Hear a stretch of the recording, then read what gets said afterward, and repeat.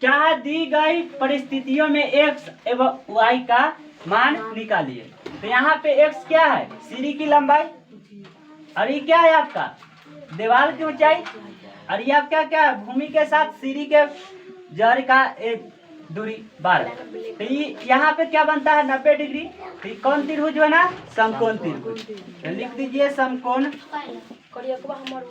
त्रिभुज से क्या होता है, कर्ण स्क्वायर बराबर एच स्क्वायर बराबर p square plus b square. H का मान क्या है, एक्स है, तो एक्स का स्क्वायर, पी का मान क्या है 16 का स्क्वायर, और प्लस बी का स्क्वायर यानी कि 12 का स्क्वायर। 12 का स्क्वायर कितना 144 और 16 का खत्म बोलो तो 10 के 0 10 के 0 3 1 4। तो ये स्क्वायर है तो इधर जाएगा तो रूट में होता है, तो 400 का वर्गमूल 20, तो x का मान 20 आंसर। ठीक है। अब इसी तरह इसमें यहाँ पे क्या बन गया, समकोण। आपका ही पता तो लिखिए समकोण त्रिभुज से क्या होता है, एच स्क्वायर बराबर p square plus b square. में पी का मान कितना है, एच का मान इसमें 10 है, और पी का मान इसमें कितना है x है, और बी का मान 6 है।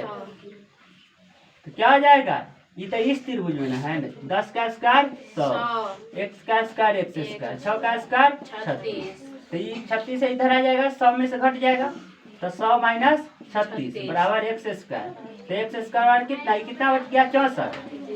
तो x बराबर रूट में 64, 64 का वर्गमूल 8, तो x का मान 8 आंसर। ठीक है। इसी तरह इस त्रिभुज में क्या हो जाएगा, एच स्क्वायर बराबर समकोण त्रिभुज से एच स्क्वायर बराबर p square plus b square.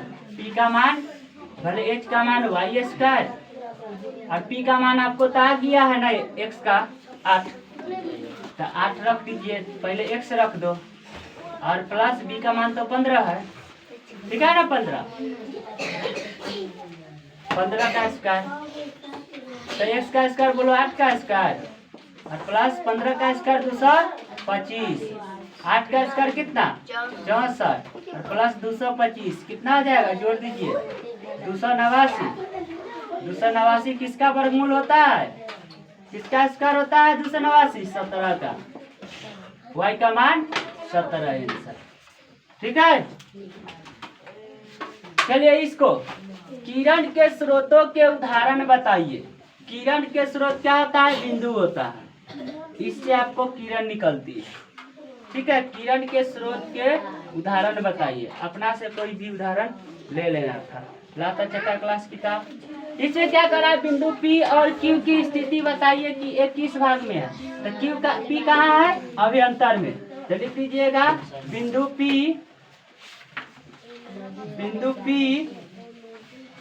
अभियंतर भाग में तथा Q बाहरी भाग में है, यानी कि वही भाग में स्थित है। ये बाहर है ना Q, सही नीचे करना हाँ। Q कहाँ है आपका, बाहर है, और P आपका अंदर है।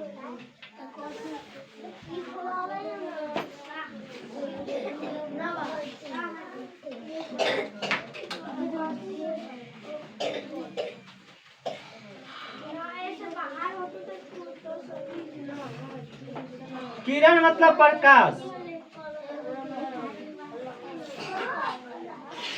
चलो पकड़ो। किरण मतलब प्रकाश स्रोत बनाना है, लाइट बनाना है, जिससे प्रकाश निकलता है। तो इससे भी प्रकाश निकलता है, लालटेन से भी, डिबिया से भी, ये सब लिख सकते हो। सूर्य बना दो, सूर्य से प्रकाश निकलता है, तो क्या हो जाएगा, बल्ब हो जाएगा, सूर्य हो जाएगा, और बोलो मोमबत्ती भी हो जाएगा। मोमबत्ती से भी किरण निकलता है।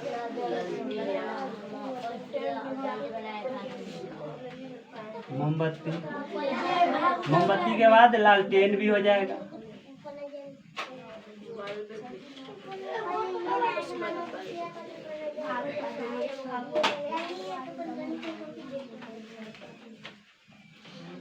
ऐसे भी प्रकाश निकलता है, लालटेन।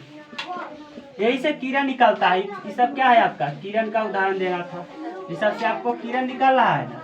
सूर्य से भी आपको किरण निकलता है, ऐसे भी आपको किरण मतलब रोशनी।